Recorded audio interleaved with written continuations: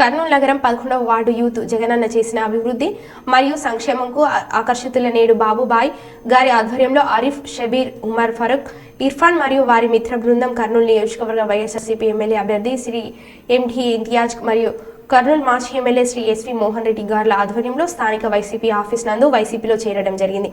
ఈ సందర్భంగా శ్రీ ఎండి ఇంతియాజ్ గారు కండువ కప్పి సాధారణంగా పార్టీలోకి ఆహ్వానించారు.